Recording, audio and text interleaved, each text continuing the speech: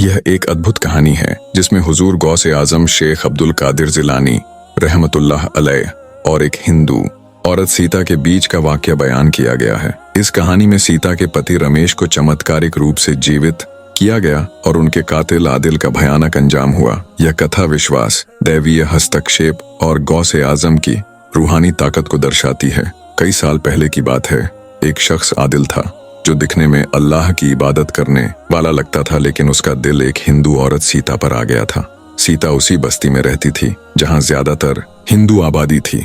एक दिन सीता का पति रमेश उसे लेकर उसके मायके जा रहा था। सीता ने खूबसूरत कपड़े पहने थे और सजी संवरी थी। जब आदिल ने उसे देखा तो उसके मन में उसे हासिल करने की बुरी इच्छा जागी। रमेश और सीता जंगल के रास्ते मायके की ओर जा रहे थे। आदिल, जो एक अच्छी नस्ल के घोड़े पर सवार था, उनका पीछा करने लगा। उसने कपटपूर्ण तरीके से कहा, मुझे अफसोस है कि तुम दोनों पैदल सफर कर रहे हो। मेरे घोड़े पर सवार हो जाओ, मैं तुम्हें मंजिल तक पहुंचा दूंगा। रमेश ने विनम्रता से मना कर दिया, लेकिन आदिल ने मीठे बोलों में सीता को घोड़े पर बैठाने की बात कही, यह कहते हुए कि वह थक गई है और नाजुक है। रमेश को उसकी नीयत पर शक हुआ और उसने साफ मना कर दिया। आदिल ने बार बार कोशिश की और रमेश को उकसाया कि वह सीता की परवाह नहीं करता। रमेश ने उसकी नीयत भांपते हुए कहा, अगर तुम मुसलमान हो और अपनी बात के पक्के हो तो कोई जमानत दो कि तुम मेरी पत्नी को सुरक्षित मंजिल तक पहुंचाओगे। आदिल ने हंसी उड़ाते हुए कहा कि जंगल में जमानत के लिए कोई नहीं है। तभी सीता ने कहा, तुम हुजूर गौसे आजम शेख अब्दुल कादिर जिलानी रहमतुल्लाह अलैह की जमानत दे सकते हो। अगर तुम उनकी जमानत दोगे तो मैं तुम्हारे घोड़े पर बैठने को तैयार हूं। आदिल, जो संतों से नफरत करता था, ने शैतानी इरादों के साथ गौसे आजम की जमानत दे दी। सीता ने अपने पति से इजाजत मांगी और घोड़े पर सवार हो गई। रमेश पीछे पीछे चल रहा था। अचानक आदिल ने तलवार निकाली और एक ही वार में रमेश की गर्दन काट दी। रमेश की लाश वहीं गिर पड़ी। आदिल ने घोड़ा दौड़ाया और सीता को डराते हुए कहा, तुम्हारा पति अब नहीं बचेगा। मैं तुम्हें हासिल करना चाहता था, इसलिए उसे मारना पड़ा। सीता सदमे में थी, लेकिन वह बार बार पीछे देख रही थी। आदिल ने ठहाका लगाते हुए कहा, पीछे क्या देख रही हो? तुम्हारा पति मर चुका है। सीता ने जवाब दिया, मैं अपने पति को नहीं बल्कि गौसे आजम को देख रही हूं, जिनकी जमानत तुमने दी है। वे मेरी मदद को जरूर आएंगे। आदिल ने उसका मजाक उड़ाया और कहा, वे तो सदियों पहले गुजर चुके हैं। मैंने तो बस उनका नाम ले लिया था। मैं किसी वली को नहीं मानता। इतना कहते ही एक नूरानी बुजुर्ग प्रकट हुए। उन्होंने तुरंत आदिल का सिर काट दिया। फिर सीता को उस जगह ले गए जहां रमेश का कटा हुआ सिर पड़ा था। सीता उन बुजुर्ग का चेहरा नहीं देख पा रही थी, क्योंकि उनका चेहरा नूर से चमक रहा था। वह सदमे और बेहोशी के आलम में थी। बुजुर्ग ने रमेश के सिर को धड़ से जोड़ा और दुआ पढ़ी, बिजनीह अज्जा वजल। तुरंत रमेश जीवित हो उठा। इसके बाद वे बुजुर्ग गायब हो गए। रमेश और सीता एक दूसरे को हैरानी से देखने लगे। रमेश ने पूछा, वे कौन थे? क्या गौसे आजम थे या अल्लाह का कोई फरिश्ता? उसने कहा, जो भी थे, बिजनीह अज्जा वजल गौसे आजम का वाक्य है। हमने सारी जिंदगी मूर्तियों की पूजा की, लेकिन तुम्हारे विश्वास ने हमें बचा लिया। दोनों ने फैसला किया कि वे मायके जाने के बजाय घर लौटेंगे और कलमा पढ़कर मुसलमान हो जाएंगे। सीता ने कहा, मैं तो पहले से यही चाहती थी, लेकिन आपके डर से चुप थी। दोनों ने घर लौटकर खामोशी से कलमा पढ़ा और मुसलमान हो गए। यह कहानी गौसे आजम शेख अब्दुल कादिर जिलानी रहमतुल्लाह अलैह की रूहानी ताकत और एक औरत के अटल विश्वास को दर्शाती है। अल्लाह ताला से दुआ है कि वह हमें नेक अमल करने और गुनाहों से तौबा करने की तौफीक अता फरमाए। आमीन। आज हम आपको हजरत गौस आजम शेख अब्दुल कादिर जिलानी और एक बेवा औरत के जीवन का ऐसा चमत्कारी वाकया सुनाएंगे जो आपके दिल में अल्लाह की रहमत और वलियों की शान को और गहरा कर देगा। आपसे गुजारिश है कि इस कहानी को आखिर तक जरूर पढ़ें और सुनें, ताकि आप भी इसकी बरकत से लाभान्वित हो सकें। बगदाद शरीफ, जो उस दौर में इल्म, इबादत और वलियों का केंद्र था, वहां एक बेवा औरत रहा करती थी। ये औरत अपने इकलौते बेटे के साथ एक साधारण जिंदगी जी रही थी। उसका बेटा ही उसका एकमात्र सहारा था और वह उससे बेपनाह मोहब्बत करती थी।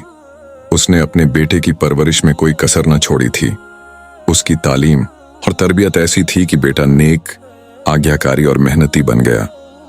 यह औरत अल्लाह के वलियों की बहुत इज्जत करती थी। जब भी कोई मुश्किल आती, वह फौरन उस वक्त के वली के पास पहुंचती और उनसे अल्लाह की बारगाह में दुआ करवाती। वह हर हाल में अल्लाह का शुक्र अदा करती थी, चाहे सुख हो या दुख। उसकी जिंदगी सादगी, इबादत और अल्लाह पर भरोसे के इर्द गिर्द घूमती थी। समय बीता और उसका बेटा जवानी की दहलीज पर पहुंच गया। वह अच्छा कमाने लगा था और अपनी मां का ख्याल रखता था। औरत अब बूढ़ी हो चुकी थी और उसका दिल चाहता था कि बेटे की शादी हो जाए। वह सोचती थी कि बहू के आने से घर में रौनक बढ़ेगी और अल्लाह उसे पोते पोतियों का सुख भी देगा। उसने अपने बेटे की शादी का फैसला किया, लेकिन उससे पहले वह उस वक्त के मशहूर वली के पास गई। उसने रोते हुए उनसे गुजारिश की, हुजूर, मेरे बेटे की शादी होने वाली है। आप दुआ करें कि उसे नेक, परहेजगार और मोहब्बत करने वाली बीवी मिले। उसकी जिंदगी खुशियों से भर जाए और वह औलाद का सुख भी पाए। वली ने उसकी बात सुनी और दिल से दुआ की, जाओ, अल्लाह तुम्हें खुशियां देगा और तुम अपने बेटे की खुशहाली देखोगी। वली की दुआ के बाद औरत ने अपने बेटे की शादी एक खूबसूरत, नेक और परहेजगार लड़की से कर दी। उसकी बहू न केवल रूपवान थी बल्कि दिल की भी अमीर थी। वह अपनी सास का बहुत ख्याल रखती थी और घर को प्यार से संभालती थी। बेटा भी अपनी मां और बीवी दोनों के लिए फरमाबरदार था। औरत की जिंदगी अब खुशियों से भर गई थी। उसने अपने बेटे के लिए जो कुर्बानियां दी थीं, अल्लाह ने उसका पूरा सिला दिया। वह हर वक्त अल्लाह से लौ लगाए रखती थी और दुआ करती थी, ऐ अल्लाह, तूने मेरी हर दुआ कबूल की, मुझे हर खुशी अता की। अब बस एक आखिरी ख्वाहिश है कि मेरे बेटे को औलाद नसीब हो। मैं अपने पोतों को अपनी गोद में खिलाना चाहती हूँ, उन्हें खेलते देखना चाहती हूँ। शादी को 1 साल बीत गया, लेकिन बहू गर्भवती नहीं हुई। औरत ने पहले तो सब्र किया, लेकिन धीरे धीरे उसकी बेचैनी बढ़ने लगी। उसने हकीम को दिखाया और बहू बेटे को दवाइयां दी। हकीम ने कहा, इन दवाओं से इंशाअल्लाह जल्द ही खुशखबरी मिलेगी। औरत दिन रात दुआ करती, मस्जिदों में जाती और अल्लाह से गिड़गिड़ाती। लेकिन समय बीतता गया और 11 साल गुजर गए। न तो बहू गर्भवती हुई, न ही कोई खुशखबरी मिली। औरत अब पूरी तरह टूट चुकी थी। उसकी उम्र अब उसे और इंतजार करने की इजाजत नहीं दे रही थी। वह रोज रोती और कहती, ऐ मेरे परवरदिगार, तूने मेरी हर दुआ सुनी, लेकिन यह ख्वाहिश क्यों पूरी नहीं हो रही? मैंने हर टोटका, वजीफा और बुजुर्गों से दुआ करवाई, लेकिन मेरा बेटा अब तक बाप क्यों नहीं बन सका? पड़ोसियों ने उसकी उदासी को भांप लिया और उसके कान भरने शुरू कर दिए। वे कहते, तुम अपनी बहू को बुरा भला क्यों नहीं कहती? वह बंजर है, तुम्हारा इकलौता बेटा है, उसकी दूसरी शादी कर दो, नई बहू से तुम्हें पोते जरूर मिलेंगे। औरत ने पहले तो इन बातों को नजरअंदाज किया, लेकिन धीरे धीरे वह इनके प्रभाव में आ गई। उसने अपने बेटे से कहा, बेटा, मैं तुम्हारी दूसरी शादी करवाना चाहती हूँ। तुम्हारी बीवी ने हमें कोई खुशी नहीं दी। मैं अपने पोतों को अपने आंगन में खेलते देखना चाहती हूँ। बेटे ने जवाब दिया, माँ, मेरी बीवी का इसमें कोई कसूर नहीं। औलाद देना या ना देना अल्लाह की मर्जी है। आप उस पर इल्जाम कैसे लगा सकती है? लेकिन औरत नहीं मानी। उसने कहा, अगर तुम दूसरी शादी को तैयार नहीं हो तो मैं उस वक्त के वली के पास जाऊंगी। वे मेरी बात जरूर समझेंगे और मेरे लिए दुआ करेंगे। बेटे ने बहुत समझाया, लेकिन औरत जिद पर अड़ गई। वह बगदाद के सबसे मशहूर वली के पास पहुंची, जिनके पास लोग अपने दुख दर्द लेकर आते थे।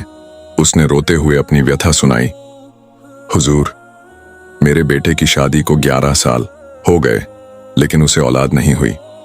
मैंने आपसे शादी से पहले भी दुआ करवाई थी और आपकी दुआ से मेरा बेटा खुशहाल है, लेकिन अब यह मेरा आखिरी अरमान है कि मैं अपने पोतों को देखूं।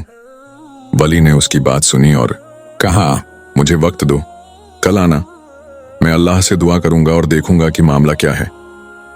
औरत घर लौट आई और पूरी रात अल्लाह से दुआ करती रही, ऐ अल्लाह, मेरे लिए वली की दुआ कबूल कर ले। अगले दिन औरत फिर वली के पास पहुंची। वली ने गंभीर स्वर में कहा, मैंने रात भर दुआ की और मुराकबा किया। अफसोस, तुम्हारे बेटे की तकदीर में औलाद नहीं है। यह अल्लाह की मर्जी है। कोई बेटा दे, बेटी दे या किसी को बांझ बना दे, यह उसका फैसला है। तुम अपने बेटे के होने पर शुक्र करो। यह सुनकर औरत का दिल टूट गया।